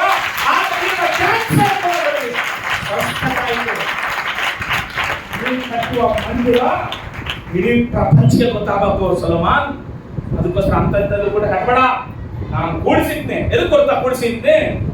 ನಾನ್ ಕಟ್ಟಬೇಕು ಅನ್ಕಂಡೆ, ದೇವ್ರ ನನಗೆ ಕಟ್ಟಬೇಡ ಅಂತ ಹೇಳ. ಆದ್ರೆ ನಿನಗೆ ಏನಕ್ಕೆ ಗೊತ್ತಾ? ನೀನ್ ಕಟ್ಟಂತ ಅಲ್ಲೆಲ್ಲೂಯಾ. ಬೈಬಲ್ ಹೇಳ್ತದೆ, ಸೊಲೊಮೋನನು ಕಟ್ಟಿದ ಮಂದಿರ 480 ವರ್ಷ ಭೂಮಿ ಮೇಲೆ ಇತ್ತು. ಎಷ್ಟು ವರ್ಷ? 480 ವರ್ಷ ಆದ್ಮೇಲೆ ರಾಜರು ಬದಲಾದ್ರು, ಜನರು ಬದಲಾದ್ರು, ನಾಯಕರು ಬದಲಾದ್ರು. ಇವಾಗ ಕೇಳಿಸ್ಕೊಡ್ರಿ ಎಲ್ಲರೂ, ಎಲ್ಲೇವರೆಗೂ ದೇವರ ಮಾತು ಕೇಳತಕ್ಕ ಇರ್ತು, ಕೇಳಿಸ್ಕೊಳ್ತಾ ಇತ್ತು, ದೇವರ ಮಾತು ನಿಜ ಇತ್ತು, ಅಲ್ಲಿವರೆಗೆ ದೇವರು ಕೆಲಸ ಮಾಡ್ತಾನೆ, ದೇವರ ವಾಕ್ಯ ಕೆಲಸ ಮಾಡ್ತದೆ. ಯಾವಾಗ ದೇವರಿಗೆ ತಿರುಗಿಬಿಡಕ್ಕೆ ಪ್ರಯತ್ನ ಮಾಡ್ತಾರೋ ಜನರು, ಅವಾಗ ಏನ್ ಮಾಡ್ತಾರೆ ಅಂದ್ರೆ ದೇವ್ರು ಕೈ ಬಿಟ್ಬಿಡ್ತಾರ. 480 ವರ್ಷ ಇರುವ ದೇವಾಲಯ ಬಾಬೇಲ್ ರಾಜನ ನೆಬೂಕದ್ನೆಚ್ಚರನ ಬೇರೆ ದಿವಸ ಅವರು ನನ್ನ ಮಾತು ಕೇಳ್ಕೊಂಡ್ರು, ನೀವು ಹೋಗಿ ದೇವಾಲಯನ ಕಿಡಿಬಿಟ್ಟು ಬೆಂಕಿ ಹಚ್ಚಿ ಸುಟ್ಟು ಎಲ್ಲ ಹೊತ್ಕೊಂಡ್ಬಿಡು ನಿನ್ನ ರಾಜ ಕನ್ನಡ. ಅದಕ್ಕೋಸ್ಕರ ಹೋದ, ದೇವಾಲಯನ ಕೆಳಿದ, ಬೆಂಕಿ ಹಾಕಿ ಸುಟ್ಟ, ಎಲ್ಲ ಜನ ಹೊತ್ಕೊಂಡ್ಬಂದ. ಇವಾಗ Shadrach, Meshach, Abednego, Daniel ಹೊತ್ಕೊಂಡ್ಬಂದು Babel ದೇಶದಲ್ಲಿ ಇಟ್ಕೊಂಡಿದ್ದು. ಅಲ್ವೋ, ಎದುರು ಗುಡ್ಡ ಕಟ್ಟಿದ್ದ ಗೊತ್ತಾ ಸೊಲೊಮೋನನು? ಬಂಗಾರದ ಕೂಟ ಕಟ್ಟಿದ್ದ ದೇವರ ಮಂದಿರ ಒಳ ಎಲ್ಲ. ಆದ್ರೆ ಅಂತ ಮಂದಿರ ಕೂಡ ದೇವರು ಕೆಡಿಸಿಬಿಟ್ಟ. ಎದಕ್ಕೆ ಗೊತ್ತಾ? ದೇವರ ಮಾತು ಯಾರಾದ್ರೂ ಕೇಳಲಾದ ಹೋದ್ರೆ ಅವ್ರನ್ನ ಕೆಡಿಸಿಬಿಡ್ತಾರ, ದೇವರೇ ಕೆಡಿಸಿಬಿಡ್ತಾರಂತೆ. ಬೈಬಲ್ ಹೇಳ್ತದೆ. ಆಮೇಲೆ ಬಾಬೆಲ್ ರಾಜ ಕೆಡಿದ್ದು ದೇವರಾಲಯನ ಮತ್ತೆ ದೇವರು ಮತ್ತೆ ಕನಿಕರಿಸಿ, ಮತ್ತೆ ದೇವರು ಜೆರುಬ್ಬಾಬೆಲ್ ಕುರಿತಾಗಿ ಮತ್ತೆ ಕಟ್ತಾನೆ. ನೆಹೆಮಿ ಗೋಡೆ ಕಟ್ತಾನೆ, ಜೆರುಬ್ಬಾಬೆಲ್ ದೇವರಾಲಯ ಕಟ್ತಾನೆ. ಆಮೇಲೆ ಮತ್ತೆ ಪಾರಸಿಯ ಮಾದೇವರು ಬಂದು ಅದನ್ನ ಕೆಡಿಬಿಟ್ರು. ನೆಕ್ಸ್ಟ್ ಹೆರೋದ ಮಹಾರಾಜ ಕಟ್ತಾನೆ. 46 ವರ್ಷ ಕಟ್ತಾನೆ ದೇವರ ಮಂದಿರ. ಹೊಸ ಒಡಂಬಡಿಕೆಯಲ್ಲಿ ಬರೀತಾನೆ, ಓ 3 ದಿವಸದಲ್ಲೇ ಕೆಡಿದ್ರೆ ಕಟ್ಟಂತಲ್ಲಪ್ಪ. ನಮ್ಮ ರಾಜ ನೋಡಿದ್ರೆ ಎಷ್ಟು ವರ್ಷ ಕಟ್ಟಿದ್ರು? 46 ವರ್ಷ ಕಟ್ಟಿನ, ನೀನ್ ಬರೇ 3 ದಿವಸದಾಗೆ ಕಟ್ಟಿ ಅಂತ ಹೇಳಿದ ಮಾತು ಯೇಸುವಾಗಿ ಮಾತಾಡಲ್ಲ. ಈ ದೇವರಾಲಯವನ್ನು ಕೆಡುವುರಿ, ಇದನ್ನ ಎಷ್ಟು ದಿವಸ ಕಟ್ತಾನೋ? ಬರೇ 3 ದಿವಸ ಕಟ್ಟಂತ ಮಾತು. 3 ದಿವಸ ಕಟ್ಟಂತ ಹೇಳಿದ್ದು ದೇವರ ಮಂದಿರವಲ್ಲ, ಆತನ ದೇಹವನ್ನು ಚಬಳತಕ್ಕನ ಎಲ್ಲರೂ ರಕ್ತ ಸೋತತೆ, ಸತ್ತು ಸಮಾಧಿಗೆ ಹೋಗ್ತಾನೆ. ಆಮೇಲೆ 3 ದಿವಸ ಅಂದ್ರೆ ಎದ್ದು ಬರ್ತಾನೆ. ಅದೇ ದೇವರ ಮಂದಿರ. ಹಲ್ಲೆಲೂಯಾ. ದೇವರು ಕಟ್ಟಡಗಳಲ್ಲಿ ಇಲ್ಲ. ಇವಾಗ ದೇವರು ಕಟ್ಟಡಗಳಲ್ಲಿ ಇಲ್ಲ, ದೇವರು ಚರ್ಚೆಯಲ್ಲಿ ಇಲ್ಲ, ದೇವರು ಮಂದಿರದಲ್ಲಿ ಇಲ್ಲ, ದೇವರು ಮಸೀದಿಯಲ್ಲಿ ಇಲ್ಲ, ದೇವರು ಗುಡಿಗಳಿಲ್ಲ. ನಿನ್ನ ದೇಹವೆಂಬ ದೇವಾಲಯದಲ್ಲಿ ಇದ್ದಾನೆ. ಸಭೆ ಅನ್ನುವಂಥದ್ದು ಜನರು ಕೂಡಿಕೊಂಡು ದೇವರನ್ನ ಆರಾಧನೆ ಮಾಡಿ ಬರ್ತಾಗೆ. ಚರ್ಚೆಗೆ ದೇವರನ್ನ ತನ್ಕಬೇಡ, ನಿನ್ನೊಳಗೆ ದೇವರಿದ್ದಾನೆ. ಅರ್ಥ ಆಗಲ್ಲ? ಅಲ್ಲಿ ಹೇಳ್ರಿ, 1 ಕೊರಿಂಥ 3:16 ಓದ್ರು ಸರ್. ಓಕೆನಾ? 1 ಕೊರಿಂಥ 3:16 ಓದ್ರಿ. ಇವಾಗ 1 ಕೊರಿಂಥ 3:16 ನೀವು ದೇವರ ಆಲಯವಾಗಿದ್ದೀರೆಂದು ನೀವು ದೇವರ ಆಲಯವಾಗಿದ್ದೀರೆಂದು ದೇವರ ಆತ್ಮನು ನಿಮ್ಮಲ್ಲಿ ವಾಸ ಮಾಡುತ್ತಾನೆಂದು ನಿಮಗೆ ಗೊತ್ತಿಲ್ಲವೋ? ಯಾವನಾದರೂ ದೇವರ ಆಲಯವನ್ನು ಕೆಡಿಸಿದರೆ ದೇವರು ಅವನನ್ನು ಏನ್ ಮಾಡ್ತಾನೆ? ಕೆಡಿಸುವನು ಅಂತ ಹೇಳಿದ್ರು. ಯಾಕಂದ್ರೆ ದೇವರ ಆಲಯವು ದೇವರ ಆಲಯವು ಪವಿತ್ರವಾದದ್ದು. ಆ ಆಲಯವು ನೀವೇ ಅಂದ್ರೆ ಒಂದ್ಸಾರಿ ನಾನಲ್ಲಪ್ಪ, ನಾನಲ್ಲ ಹೇಳಿ. ಇವಾಗ ಯಾರು ದೇವರ ಆಲಯ ಅಲ್ಲ? ಸೊಲೊಮೋನ ಕಟ್ಟಿದ, ಮೋಶೆ ಕಟ್ಟಿದ, ಅದರಲ್ಲಿ ದೇವರ ಆತ್ಮ ಬರ್ತಿತ್ತು, ಹೋಗ್ತಾ ಇತ್ತು. ಸೊಲೊಮೋನ ಕಟ್ಟಿದ, ದೇವರ ಆತ್ಮ ಬರ್ತಾ ಇತ್ತು, ಹೋಗ್ತಾ ಇತ್ತು. ಅಲ್ಲಿ ಸಂಪ್ರದಾಯಗಳು ನಡೀತಾ ಇತ್ತು, ಬಲಿ ನಡೀತಾ ಇತ್ತು, ದೀಪ ಹಚ್ತಾ ಇದ್ರು. ಪ್ರತಿದಿನ ಬಲ್ಲಪೀಠದ ಮೇಲೆ ರೊಟ್ಟಿಗಳನ್ನ ಯಜ್ಞ ಸಮರ್ಪಣೆ ಮಾಡ್ತಾ ಇದ್ರು. ಆದ್ರೆ ದೇವರಿಗೆ ವಿರುದ್ಧವಾಗಿ ತಿರುಗಿದಾಗ ದೇವರೇ ಆಲಯವನ್ನು ಬೆಂಕಿ ಹಚ್ಚಿ ಸುಟ್ಟು ಕೆಳಗೆ ನಾಶ ಮಾಡಿ ಮೊಬೈಲ್ ರಾಜ್ಯಕ್ಕೆ ಎಲ್ಲವನ್ನು ತಗೊಂಡು ಹೋಗ ದೇವರೇ ಮಾಡ. ಅದಕ್ಕೋಸ್ಕರ ದೇವರಲ್ಲ, ನಾನು ಇದ್ರಾಗ ಇದ್ದಿದ್ದು ಸಾಕಾಯ್ತು, ನಾನು ಇದ್ರಾಗ ಇರಕಲ್ಲ, ನಾನು ನಿಮ್ಮನೆ ಬಂದ್ಬಿಟ್ಟು ಅಂತ ಹೇಳ್ಬೇಕು. ಅಲ್ಲೆಲ್ಲೂಯಾ. ಆ ಆಲಯದಾಗ ಇದ್ದ ಸಾಕಾಯ್ತು, ಈ ಆಲಯದಾಗ ಇದ್ದು ಸಾಕಾಯ್ತು, ಆ ಗುಡದಾಗ ಇದ್ದು ಸಾಕಾಯ್ತು, ಈ ಗುಡದಾಗ ಇದ್ದು ಸಾಕಾಯ್ತು, ನಾನು ಅದೇ ಬೇಡ ನನಗೆ. ಮನುಷ್ಯನು ಕಟ್ಟಿರುವ ಆಲಯದಲ್ಲಿ ಇರಕಲ್ಲ, ನಾನು ಕಟ್ಟಿರುವ ಆಲಯದಲ್ಲಿ ನಾನು ಬಂದಿರ್ತಂತ ಹೇಳ. ಅದಂದ್ರೆ ಯಾರು ಗೊತ್ತಾ? ನಾನೇ ಆಲಯ. ಎಲ್ಲ ನೋಡ್ರಿ ಸರ್. ಇವಾಗ ನೀನು ಎಲ್ಲೆಲ್ಲಿ ಓಡಾಡ್ತೀವೋ, ಎಲ್ಲೆಲ್ಲಿ ತಿರುಗಾಡ್ತೀವೋ, ಎಲ್ಲೆಲ್ಲಿ ಕುತ್ಕೊಂತೀವೋ, ಏನೇನು ಮಾತಾಡ್ತೀವೋ, ನೀನಲ್ಲ, ನಿನ್ನೊಳಗೆ ದೇವರಿದ್ದಾನೆ. ಬೈಬಲ್ ಹೇಳ್ತದೆ 66ನೇ ಅಧ್ಯಾಯ ಯೆಶಾಯ ಬರೆದ ಗ್ರಂಥ 1-2 ವಚನ ಓದೋದು ಸಾರಿ. 66ನೇ ಅಧ್ಯಾಯ 1-2 ವಚನ. ಯೆಹೋವನು ಹೀಗನ್ನುತ್ತಾನೆ, ಆಕಾಶವು ನನಗೆ ಸಿಂಹಾಸನ. ಇವಾಗ ಕೇಳಿಸ್ಕೊಳ್ರಿ. ಆಕಾಶವು ನನಗೆ ಸಿಂಹಾಸನ, ಭೂಮಿ ನನಗೆ ಪಾದಪೀಠ. ಈ ಭೂಮಿ ನನಗೆ ಪಾದಪೀಠ. ನೀವು ನನಗೆ ಇನ್ನೆಂತ ಮನೆಯನ್ನು ಕಟ್ಟಿಕೊಡ್ಬೇಡಿ. ಇನ್ನ ಎಂತ ಮನೆಯನ್ನು ಕಟ್ಟಿಕೊಳ್ತ್ರಿ? ನನ್ನ ವಿಶ್ರಾಂತಿ ತಕ್ಕ ಸ್ಥಳವು, ನನ್ನ ವಿಶ್ರಾಂತಿಗೆ ತಕ್ಕ ಸ್ಥಳವು ಯಾವುದು? ಇವುಗಳನ್ನೆಲ್ಲ ನನ್ನ ಕೈಯೇ ನಿರ್ಮಿಸಿತು. ಕೈಯೇ ಏನ್ ಮಾಡಿತು? ನಿರ್ಮಿಸಿತು. ಹೌದು, ನನ್ನ ಕೈಯಿಂದಲೇ ಇವುಗಳೆಲ್ಲ ಉಂಟಾದವು. ನನ್ನ ಕಟಾಕ್ಷಿಸುವವನು ಸಾಕು. ಏನಂತ ಹೇಳ್ತಾನ? ಆಕಾಶವು ಹೇಳಿದ್ರಲ್ಲ, ಆಕಾಶವು ನನ್ನ ಸಿಂಹಾಸನ, ಈ ಭೂಮಿ ನನ್ನ ಪಾದಪೀಠ. ಅಷ್ಟು ದೊಡ್ಡ ದೇವರಿಗೆ ನೀನು ಎಷ್ಟು ದೊಡ್ಡ ದೇವಾಲಯ ಕಟ್ಟಿ ಇವಾಗ ಹೇಳ ಮಾತು. ಅವ ಚಂದ್ರನ ತಲೆ ಕಟ್ಕೊಂಡು, ಹೌದಲ್ವಾ? ಆಕಾಶ ಆತನ ಸಿಂಹಾಸನ, ಈ ಭೂಮಿ ಒಂದು ಕಾಲಿಟ್ರೆ ಆತನ ಪಾದಲ್ಲ ತುಂಬಿ ಹೊಡ್ತ. ಇವಾಗ ಆತನ ಕರ್ಕೊಂಬಂದು ಎಲ್ಲಿ ಕುಂದಿಸ್ನಂತಂದ್ರ ಅದಕ್ಕೋಸ್ಕರ ನಿಮ್ ಕೈಯಲ್ಲಿ ಕಟ್ಟಕ್ಕಾಗಲ್ಲ, ನಿಮ್ ಒಳಗೆ. ಹಲೋ, ದೇವರಿಲ್ಲ ನಿಮ್ಮೊಳಗ. ಇಲ್ಲಿ ಎದಕ್ ಬರ್ತೀವಿ ನಾವೆಲ್ಲರೂ?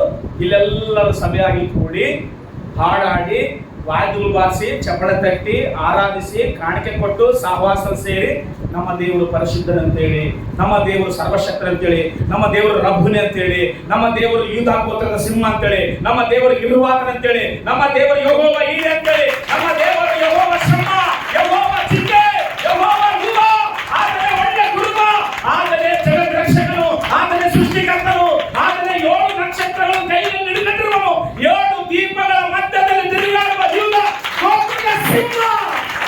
ಅದಕ್ಕೋಸ್ಕರ ಇಲ್ಲಿ ಬಂದು ಆತನ ಕೈಗಳಿಗೆ ಕೈ ಎತ್ತಿ ಆರಾಧಿಸ್ತದೆ. ಇದರಲ್ಲಿ ಇಲ್ಲ. ಎಲ್ಲಿದೆ ದೇವರು? ಇವಾಗ ನನ್ನ ಒಳಗಡೆ ದೇವರು ಅಂದ್ರೆ ಎಲ್ಲರೂ ನೀನು ಭಯಪಡ್ತೀಯೋ ಇಲ್ಲ ಅಷ್ಟು ಗೊತ್ತಿಲ್ಲ. ಅಲ್ಲಿ ದೇವರು ನಿನ್ನ ನೋಡ್ತಾನೆ, ನಿನ್ನ ಪ್ರಾರ್ಥನೆ ಕೇಳ್ತಾನೆ ಅಷ್ಟೇ. ದೇವರು ನಿನ್ನ ನೋಡ್ತಾನೆ, ನಿನ್ನ ಪ್ರಾರ್ಥನೆ ಕೇಳ್ತಾನೆ ಅಷ್ಟೇ. ಪೌಲ ಹೇಳ್ದ, ಎಲ್ಲ ಜನರ ಮಧ್ಯದಲ್ಲಿ ಹೋಗಿ ಪೌಲ ಮಾತು ಸ್ಟೇಟ್ಮೆಂಟ್ ಕೊಡ್ತಾನೆ. 17:24 ವಚನ ಓದು ಸಾರಿ. 17:24 ವಚನ ಅಪೊಸ್ತಲ ಕೃತ್ಯಗಳಲ್ಲಿ 17:24 ಓದಪ್ಪ. ಜಗತ್ತನ್ನು ಅದರಲ್ಲಿರುವ ಎಲ್ಲ ವಸ್ತುಗಳನ್ನು ಉಂಟು ಮಾಡಿದ ದೇವರು ಭೂಮಿ ಆಕಾಶಗಳನ್ನು ಒಡೆಯನಾಗಿರುವುದರಿಂದ ಆತನು ಕೈಯಿಂದ ಕಟ್ಟಿರುವ ಗುಡಿಗಳಲ್ಲಿ, ಇಲ್ಲಿ ಕೇಳಿಸ್ಕೊಳ್ರಿ, ಕೈಯಿಂದ ಕಟ್ಟಿರುವ ಗುಡಿಗಳಲ್ಲಿ ವಾಸ ಮಾಡುವವನಲ್ಲ. ವಾಸ ಮಾಡಂಗಿಲ್ಲ. ಆಮೇಲೆ ಹೇಳಲ್ಲ ಸಾರಿ, ಎಲ್ಲಿದ್ದಾನಪ್ಪ ದೇವರು? ನಿನ್ನ ದೇಹದಲ್ಲಿದ್ದಾನೆ ದೇವರು. ಅಲ್ಲೇಲೂಯಾ.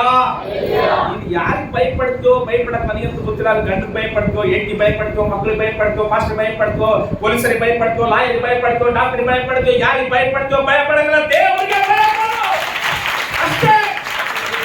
ದೇವರಿಗೆ ಭಯಪಡು. ದೇವರಿಗೆ ಭಯಪಟ್ರೆ ನಿನ್ನ ಕುಟುಂಬನ, ನಿನ್ನ ಮಕ್ಕಳನ್ನ ಕಣ್ಣು ಮುಚ್ಚದೆ ಕಾಪಾಡ್ತೀನಿ ಅಷ್ಟೇ.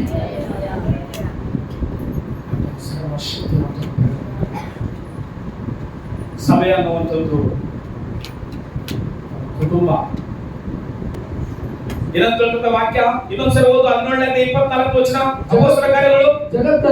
ಜಗತ್ತನ್ನು ಅದರಲ್ಲಿರುವ ಎಲ್ಲ ವಸ್ತನ್ನು ಉಂಟು ಮಾಡಿದ ದೇವರು ಭೂಮಿ ಆಕಾಶ ಒಡೆಯನಾಗಿರುವುದರಿಂದ ಆತನು ಕೈಯಿಂದ ಕಟ್ಟಿರುವ ಗುಡಿಗಳಲ್ಲಿ. ಇಲ್ಲಿ ಕೇಳಿಸ್ಕೊಂಡ್ರಿ, ಯಾರು ಹೇಳ್ತದೆ ಗೊತ್ತಾ ಮಾತು? ಪೌಲ ಹೋಗಿ ಒಂದು ಪಟ್ಟಣದಲ್ಲಿ ತಿರುಗಾಡ್ತಾ ಅಲ್ಲಿ ಎಲ್ಲ ದೇವರುಗಳು ಹೆಸರು ಬರ್ಕೊಂಡ್ರಂತೆ. ಅಥೇನ ಪಟ್ಟಣದವ್ರು ಇರ್ಬೇಕು ಅನ್ಕೊಂಡಿದ್ದೀನಿ. 17ನೇ ಅಧ್ಯಾಯ. ಅಥೇನ ಪಟ್ಟಣದವರು ಪೌಲನ ತತ್ವ ವಿಚಾರಕನಾಗಿ ಉಪನ್ಯಾಸ ಮಾಡ್ತದ್ರಂತೆ. ನೀವು 16ನೇ ಮೇಲೆ ಹೋದ್ರೆ ಹೇಳ್ತಾರ ಯಾವ ಪಟ್ಟಣದು? ಅಥೇನ ಪಟ್ಟಣಂತೆ. ಎಲ್ಲ ನೋಡ್ತಂತೆ ಅಲ್ಲಿ ಎಲ್ಲರ ಹೆಸರು ಬರ್ಕೊಂಡ್ರಂತೆ. ತಿಳಿಯಲಾರದ ದೇವರು ಅಂತ ಕೂಡ ಬರ್ಕೊಂಡ್ರಂತೆ. ಅವ ಪೌಲ ನೋಡಿದಂತೆ, ಅಪ್ಪಪ್ಪಪ್ಪಪ್ಪ ಈ ಪಟ್ಟಣದವರಷ್ಟು ಭಕ್ತಿವಂತರು ಇಲ್ಲಿ ಯಾವ ಪ್ರಪಂಚದಾಗ ಅಂತ. ಅಥೇನ ಪಟ್ಟಣದವರೇ ಬಂದ್ರೆ ಅಂತಂತೆ. ಏನು ಅಂತಂತೆ? ನೀವು ಬಹಳ ಭಕ್ತಿವಂತರಂತೆ. ಅಪ್ಪ ಹಲ್ಲೆಲೂಯಾ. ಆದ್ರೆ ಬೈಬಲ್ ಹೇಳ್ತದೆ ಅಥೇನ ಪಟ್ಟಣದಲ್ಲಿ ಪೌಲ ಹೋಗಿ ಸುವಾರ್ತೆ ಹೇಳಕ್ ಹೋಗಿದ್ರೆ ಎಲ್ಲರ ಹೆಸರು ಬರ್ಕೊಂಡ್ರಂತೆ. ಎಲ್ಲರ ಹೆಸರು ಬರ್ಕೊಂಡಿದ್ರೆ ಅಥೇನ ಪಟ್ಟಣದವರಿಗೆ ಬರ್ರಿ, ತಿಳಿಯಲಾರದ ದೇವ್ರ ಅಂತ ಬರ್ಕೊಂಡಿರಲ್ಲ. ಆ ತಿಳಿಯಲಾರದ ದೇವ್ರು ಯಾರು ಗೊತ್ತಾ? ನಾನು ಹೇಳ್ತೀನಿ ಅಂತ ಕೇಳಿ. ದೇವ್ರಂದ್ರೆ ಮನುಷ್ಯನ ಕಟ್ಟಿರುವ ಗುಡಿಯಲ್ಲಿರಂಗಿಲ್ಲ ಅಂತ ಹೇಳ್ತಾನ ಸ್ವಾರ್ಥವಾಗ. ಹೌದಾ? ಮತ್ತೆ ಎಲ್ಲಿರ್ತಾನಪ್ಪ ಅಂದ್ರೆ ಎಲ್ಲಿರ್ತಾನಂದ್ರೆ ಆತನೇ ಒಂದು ಗುಡಿ ಕಟ್ಟಣ. ಯಾರಂದ್ರೆ ನೀವೇ ಆತನ ಗುಡಿಗಳನ್ನ. ದೇವ್ರ ಕಟ್ಟಿದ ಮೇಲೆ ಇರ್ತಾನ, ದೇವ್ರ ಕುಡಿದ ಮೇಲೆ ಇರ್ತಾನ, ದೇವ್ರ ಹಬ್ಬಡಿಯಾಗ ಇರ್ತಾನ. ಅಲ್ಲಿ ಸೂಪರ್ ಆಗಿ ಕಟ್ಟರ ಮಂದಿರ ಅದ್ರಾಗ ಇರ್ತಾನ. ಅಲ್ಲಿ ಬಂಗಾರ ಕೊಟ್ಟು ಕಟ್ಟರ ಅದ್ರಾಗ ಇರ್ತಾನ. ಎದುರಾಗಿರತ್ತಲ್ಲ ದೇವ್ರು, ನಿಮ್ಮ ಒಳಗೆ ಇರ್ತಾನ ದೇವ್ರು ಅಂದ್ರೆ ಹಬ್ಬ ಅನ್ಕೊಂಡ್ರೆ ಅವಾಗ ಈ ಸ್ವಾರ್ಥ ಅದೇ ನಮ್ಮ ಪ್ರಿಯಾದ ದೇವ್ರ ಮಕ್ಕಳೇ, ದೇವರು ನಮ್ಮೊಳಗೆ ಇದ್ದಾನೆ. ಬೈಬಲ್ ಹೇಳ್ತದಲ್ಲ, ಆತನ ಕೈಯಿಂದ ಕಟ್ಟಿರುವ ಅದರಲ್ಲಿ ಸ್ಟೆಫೆನ್ ಹೇಳ್ತಾನೆ 7:48 ಆತನ ಒಂದು ಸ್ಟೇಟ್ಮೆಂಟ್ ಕೊಡ್ತಾನೆ. 7:48 ಹೋಗ್ರಪ್ಪ ಒಂದ್ಸಾರಿ. ಅಪೊಸ್ತಲರ ಕಾರ್ಯಗಳು 7:48 ಓದಿ. ಏನಂತ ಹೇಳ್ತಾನೆ ಸ್ಟೆಫೆನ್ ಕೂಡಾಗಿ? ಆದರೂ ಪರಸ್ಪರನು ಕೈಯಿಂದ ಕಟ್ಟಿದ ಮನೆಗಳಲ್ಲಿ ಕೈಯಿಂದ ಕಟ್ಟಿದ ಮನೆಗಳಲ್ಲಿ ವಾಸ ಮಾಡುವವನಲ್ಲ. ಮತ್ತೆ ಎಲ್ಲಿ ವಾಸ ಮಾಡ್ತಾರೆ? ಓದು. ಆಕಾಶವು ನನಗೆ ಸಿಂಹಾಸನ, ಭೂಮಿಯು ನನ್ನ ಪಾದಪೀಠ. ನೀವು ನನಗೆ ಎಂತ ಮನೆಯನ್ನು ಕಟ್ಟಿಕೊಡುವಿರಿ? ನನ್ನ ವಿಶ್ರಾಂತಿಗೆ ತಕ್ಕ ಸ್ಥಳವು ಯಾವುದು? ಇವಾಗ ಅರ್ಥ ಮಾಡಿಕೊಳ್ಳಿ. ದೇವರಿಲ್ಲದ ಕೈಯಿಂದ ಕಟ್ಟಿರುವ ಚರ್ಚೆಯಲ್ಲಿರಲ್ಲ. ಎದಕ್ಕೆ ಗೊತ್ತಾ? ಆತನು ಕೇಳಿಕೊಂಡು ಕಟ್ಟಿಕೊಂಡಿರುವ ಕೂಡಾರದಲ್ಲೇ ಆತನ ಮಹಿಮೆ ಎಳೆದು ಬರ್ತಾ ಇತ್ತು. ಆತನ ಆರಿಸಿಕೊಂಡು ದಾವಿದನ ಮಗನಾದ ಸೊಲೊಮೋನನ ಮಂದಿರದಲ್ಲಿ ಆತನ ಮಹಿಮೆ ಎಳೆದು ಬರ್ತಾ ಇತ್ತು. ದೇವರಿಗೆ ತಿರುಗಿ ಬಿದ್ದಾಗ, ದೇವರಿಗೆ ವಿರುದ್ಧವಾಗಿ ಜನರು ಪಾಪ ಮಾಡುವಾಗ, ಇವರು ಮಂದಿರ ಕಟ್ತಾರಾಗ್ಲಿ ನನ್ನ ಮಾತು ಮಾತ್ರ ಕೇಳಕ್ಕಲ್ಲ. ಅದಕ್ಕೋಸ್ಕರ ಇವರು ಕಟ್ಟಿರೋ ಮಂದಿರದಲ್ಲಿ ನಾನು ಇರಬಾರ್ದ್ರ? ಮತ್ತೆ ಎಲ್ಲಿರ್ತೀಯಪ್ಪ? ನಾನು ನಿಮ್ಮೊಳಗೆ ಬಂದ್ಬಿಡ್ತೀನಿ ಅಂತ. ಹಲ್ಲೆಲೂಯಾ. ಎಲ್ಲಿ ಬಂದ್ಬಿಡ್ತೆ? ಇವಾಗ ಕಟ್ಟಡದಲ್ಲಿ ನಾನು ಇರಂಗಿಲ್ಲ.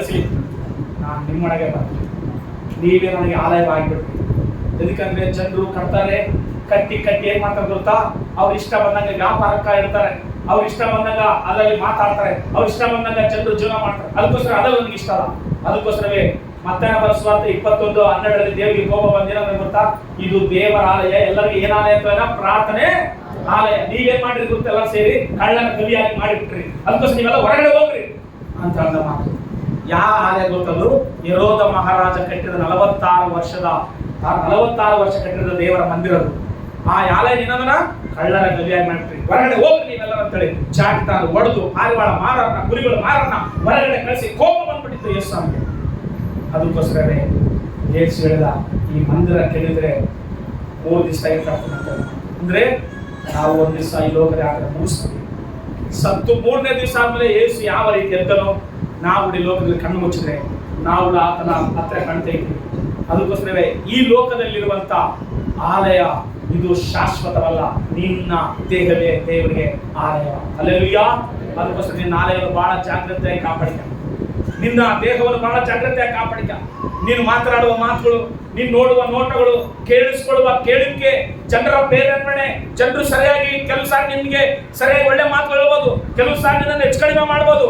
ಜನರ ಮಾತುಗಳಿಗೆ ಕಿವಿ ಕೊಡಬೇಡ, ದೇವರ ವಾಕ್ಯಕ್ಕೆ ಕಿವಿ ಕೊಡು. ಯಾವಾಗಲೂ ಎದಕ್ಕೆ ಗೊತ್ತಾ? ಜನರ ಮಾತುಗಳಿಗೆ ಕಿವಿ ಕೊಟ್ಬಿಟ್ರೆ ಮನುಷ್ಯನಿಗೆ ಏನಾದ್ರು ಗೊತ್ತಾ? ನೆಮ್ಮದಿಲ್ಲಂಗೆ ಆಗ್ಬಿಡುತ್ತಾ. ಅದಕ್ಕೋಸ್ಕರ ದೇವರ ವಾಕ್ಯ ಕಡೆ ತಿರುಗಿ ನೋಡುವಾಗ, ದೇವರ ವಾಕ್ಯ ಓದುವಾಗ, ದೇವರ ವಾಕ್ಯ ಗಮನವಿಟ್ಟುಕೊಳ್ಳುವಾಗ ಮನಸ್ಸಿಗೆ ನೆಮ್ಮದಿ ಸಿಗುತ್ತೆ. ಅದಕ್ಕೋಸ್ಕರವೇ ದಾವೀದ ಹೇಳ್ತಾನ, ನನಗೆ ಸೈನಿಕರ ಮಾತು ಬೇಡ, ಈ ಕಡೆ ಶತಾಧಿಪತಿಗಳ ಮಾತು ಬೇಡ, ಈ ಕಡೆ ಅವ್ರ ಮಾತು ಬೇಡ, ಈ ಕಡೆ ಇವ್ರ ಮಾತು ಬೇಡ, ನಾನು ದೇವರ ಆಲಯಕ್ಕೆ ಹೋಗ್ತೀನಿ. ಎದಕ್ಕೆ ಗೊತ್ತಾ? ಅಲ್ಲಿ ಹೋದ್ರೆ ನನಗೆ ಏನಾಯ್ತಂತ ಸಂತೋಷವಾದ ಅಂತ ಹೇಳ್ತಾನೆ. ನಿನಗೆ ಎಲ್ಲಿ ಬಂದ್ರೆ ಸಂತೋಷ? ದೇವರ ಮಂದಿರದಲ್ಲಿ ನಾವು ಇಲ್ಲಿ ಸೇರಿ ಆತನ ಆರಾಧಿಸುವಾಗ ಸಂತೋಷ ಪಡಲಾರ್ದು ಹೋದ್ರೆ, ಇಲ್ಲಿ ನಮಗೆ ನೆಮ್ಮದಿ ಸಿಗಲಾರ್ದು ಹೋದ್ರೆ, ಇಲ್ಲಿ ನಮಗೆ ಆರೋಗ್ಯ ಸಿಗಲಾರ್ದು ಹೋದ್ರೆ, ಇನ್ನು ಎಲ್ಲಿ ಆರೋಗ್ಯ ಸಿಗುತ್ತೆ? ಎಲ್ಲಿ ಆರೋಗ್ಯ ಇಲ್ಲ, ಎಲ್ಲಿ ನ್ಯಾಯ ಇಲ್ಲ, ಎಲ್ಲಿ ಸಂತೋಷ ಇಲ್ಲ? ದೇವರ ಮಂದಿರದಲ್ಲೇ. ಅಂದ್ರೆ ನಾನು ನೀನು ಸೇರುವಾಗಲೇ ಆತ ನಮ್ಮ ಮಧ್ಯದಲ್ಲಿ ಇರುವುದಿಲ್ಲ. ಹಲ್ಲೆಲೂಯಾ. ಬೈಬಲ್ ಹೇಳ್ತಾರೆ, ಎಲ್ಲಿ 2-3 ನನ್ನ ನಾಮದಲ್ಲಿ ಸೇರಿ ಬರ್ತಾರೆ ಅವರ ಮಧ್ಯದಲ್ಲಿ ನಾನು ಇಳಿದು ಬರ್ತಾರೆ. ನಾನು ನೀನು ಇಲ್ಲಿ ಯಾಕೆ ಸೇರ್ತು ಗೊತ್ತಾ? ದೇವರನ್ನ ಆರಾಧನೆ ಮಾಡಬೇಕು. ಯಾಕೆ ಆರಾಧನೆ ಮಾಡ್ತೀವಿ? ಈ ವಾರ ಎಲ್ಲ ನಮಗೆ ಆಯುಷ್ಯ ಪಟ್ಟಣ, ಆರೋಗ್ಯ ಪಟ್ಟಣ, ಆಹಾರ ಪಟ್ಟಣ, ಅಭಿಷೇಕ ಪಟ್ಟಣ, ಆಶೀರ್ವಾದ ಪಟ್ಟಣ, ಆತ ನಾಮ ಎತ್ತಿ